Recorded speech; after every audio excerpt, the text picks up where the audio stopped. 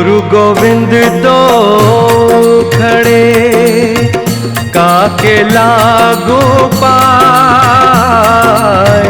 गुरु गोविंद तो खड़े काके लागू पाए। बलिहारी गुरु आपने गोविंद दियो बताए। कबीरा गोविंद दियो बताए।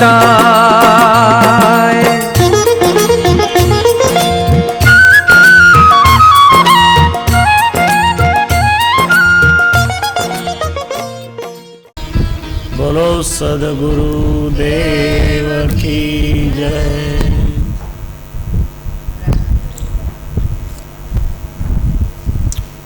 सद्गुरु कबीर भगवान श्रीमद ब्रह्म निरूपणम ज्ञान ग्रंथમાં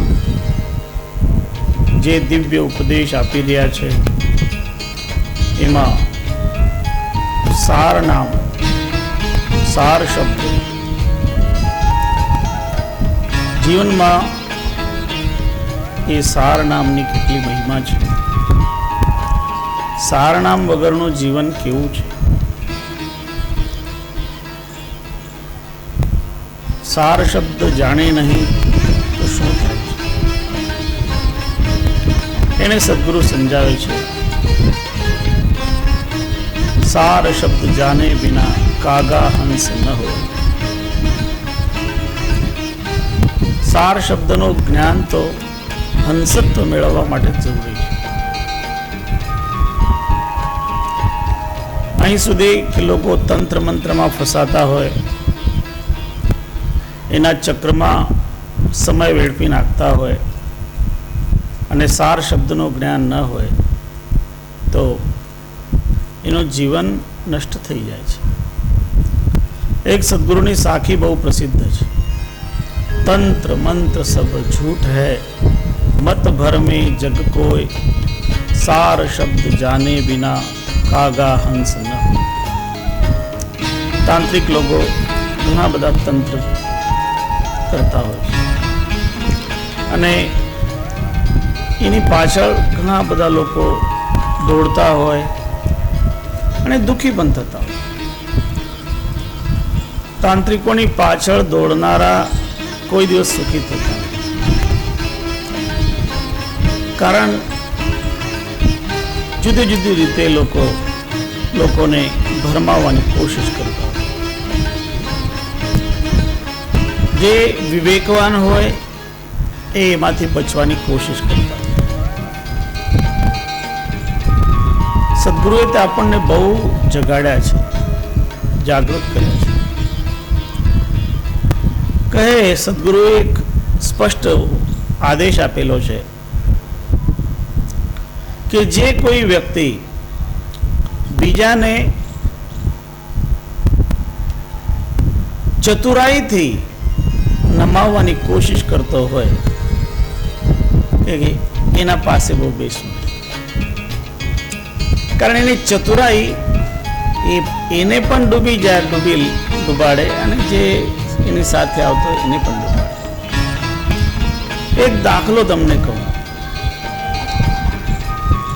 ઘણી વખત ગામડામાં અથવા શહેરમાં એવા વ્યક્તિઓ આવતા હોય જે સામાન્ય લોકોને કહેતા હોય કે હું જે કંઈ વસ્તુ આપો એનું ડબલ કરી દઉં,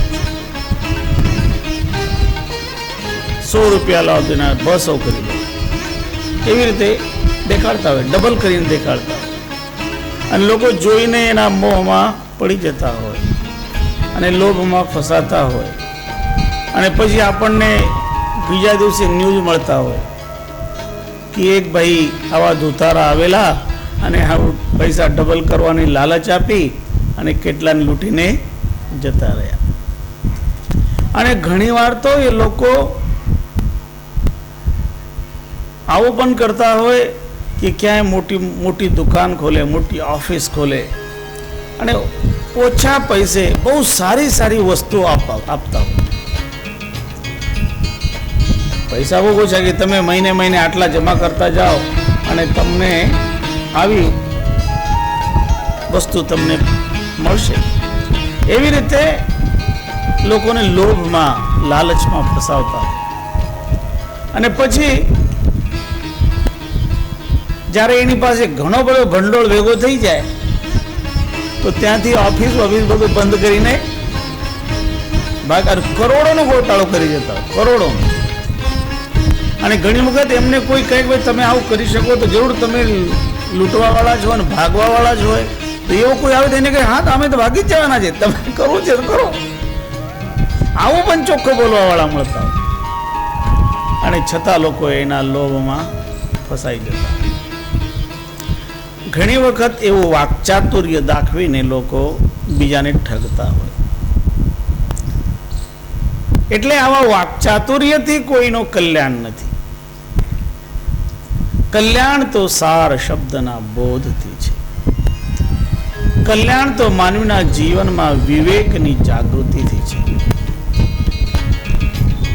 અને ઘણા લોકો જુદી જુદી રીતે તપ કરીને દેખાડતા હોય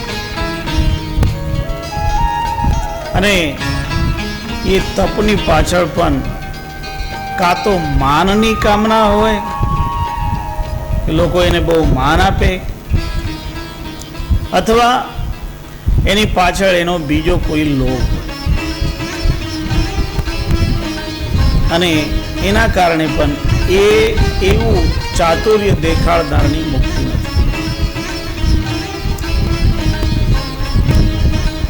મુક્તિ, મોક્ષ અથવા પરમ કલ્યાણ તો જે સાર નામની ઉપાસના કરતા હોય, સાર શબ્દનું ચિંતન કરતા હોય એમને મળે છે, એમ સદગુરુ આપણને સમજાવી રહ્યા છે. નરસ્ય જીત કામસ્ય ભવેત તસ્ય મહત્ફલમ સાર નામ સમાલંબાન મુક્તિરેવ ન સંશય. જે સાર નામ છે, જે સહુનું સાર છે, અર્થાત મૂળ તત્વ છે, એ મૂળ તત્વનો અવલંબન અર્થાત આધાર જે લે એ મૂળ તત્વના આધારે મોક્ષને પ્રાપ્ત થાય. જગતિમાન લાભાર્થમ યોન્નમ ત્યક્ત્વા પયઃ પીબેત. જગતમાં માન મેળવવા માટે, લોકોમાં નામના ચાહના મેળવવા માટે ઘણા લોકો અન્નનો ત્યાગ કરે અને માત્ર દૂધનો આહાર કરે, દૂધાહારી કરે, અથવા કોઈ ફલાહારી માત્ર બને.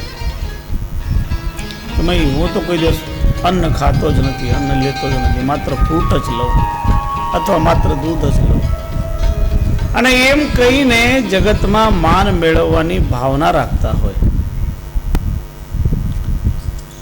તો સદગુરુ કહે કે એ વ્યક્તિ પણ સાર શબ્દથી વિમુખ હોય તો એની સદગતિ નથી હોતી. જે માત્ર માન મેળવવાની જ ચેષ્ટામાં પડ્યા હોય અને સાર શબ્દનો બોધ એમને ન થયો હોય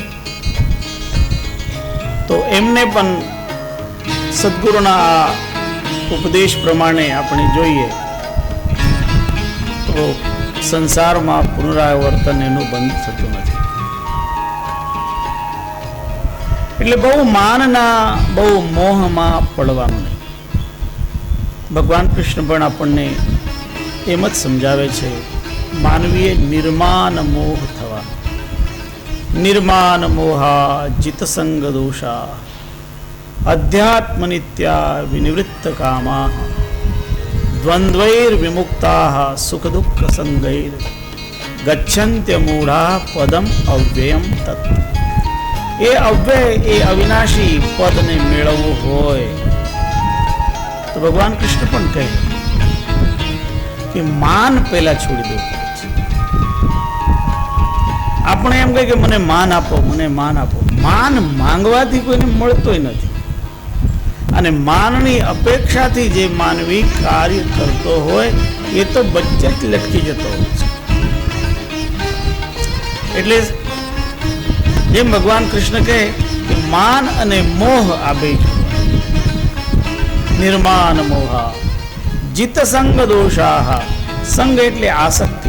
આસક્તિના કારણે જેટલા દોષ બનતા હોય એ બધા દોષોને છોડવું પડે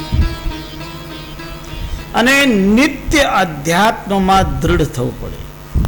અધ્યાત્મ નિત્યાહ વિનિવૃત્ત કામાહ. કામનાઓનો ત્યાગ કરવો પડે, કામનાઓ છોડી દેવી પડે. કારણ આ બધા માન પણ બાંધે, મોહ પણ બાંધે, કામનાઓ પણ બાંધે, આસક્તિ પણ બાંધે. અને જેટલા દ્વંદ્વ છે એ દ્વંદ્વથી મુક્ત થવું પડે. દ્વંદ્વૈર વિમુક્તાહ. એ દ્વંદ્વ કયા પ્રકારના? સુખ દુઃખ, લાભ હાનિ, જય પરાજય, એવી ઘણી બધી ભાવનાઓ છે દ્વંદ્વની, જેમાં બેનું જોડકું સાથે જ ચાલતું હોય. આવા દ્વંદ્વથી મુક્ત થઈ જાય. દ્વંદ્વૈર મુક્તાહ સુખ દુઃખ સંગૈર. એ જ્યારે એવી રીતે એનામાંથી બહાર નીકળે તો જ અવ્યક્ત પદને, અવ્યય પદને, જે પરમ પદ છે એને પ્રાપ્ત કરી શકે છે. એટલે જ્ઞાનીજનો આપણને નથી મોહમાં પડવાનું કહેતા અને નથી માનમાં પડવાનું કહેતા. માનને તો ઘણી વખત જ્ઞાનીજનોએ માનમ ઘોર રવરવમ એમ કહીને માનને સ્વીકાર નથી કર્યો. જ્યાં બહુ માન સન્માન મળવા માંડે તો ત્યાં માનવીમાં અભિમાન આવવાની સંભાવના વધતી હોય છે કે બધા એને હાથો હાથ લેતા હોય પછી એને નીચે ઉતરવાનું મન નહીં થાય. માનવીએ કાયમ ધરતી ઉપર રહેવું. દૃષ્ટિ ભલે આકાશમાં હોય પણ ભૂમિનો સંપર્ક છોડવો નહીં. અર્થાત જમીનથી સાથે લાગીને રહેવા. જમીનથી જોડાઈને રહેનારા સામાન્યમાં સામાન્ય માનવીને મળવામાં પણ કોઈ નાનપ માનતા નથી. ઘણાને ત્યાં આપણે જઈએ તો એવું જોવા મળે છે કે એમને ત્યાં મળવા જઈએ તો પહેલા અંદર ચિઠ્ઠી લખીને મોકલી. એમના જે કોઈ સેવક હોય બારણા ઉપર, તો એને કહીએ કે અમે આવ્યા છીએ, અમે અમુક કાર્ય માટે અમે આવ્યા, એનો સંદેશો આ બંદર પહોંચાડો. તો એ માણસ એ ચિઠ્ઠી લઈને એ પોતે જ બેસી જાય પછી કે હા સમય આવે હું ચિઠ્ઠી અંદર પહોંચાડું, કારણ અંદર બીજા બેઠા છે. પછી એ ચિઠ્ઠી બીજાને આપે, બીજો ફરી ચિઠ્ઠી લઈને બેઠા હોય, પછી એ ત્રીજાને આપે, અને જ્યાં સુધી છેલ્લે ચિઠ્ઠી પહોંચે ને ત્યાં સુધી 3-4-5 કલાક નીકળી ગયા હોય. અને એ વ્યક્તિ જે અતિશય કાર્યથી આવ્યા હોય એ લટકી રહે. એવી જે વૃત્તિ છે એ વૃત્તિ અતિશય માન ખાટવાની વૃત્તિ.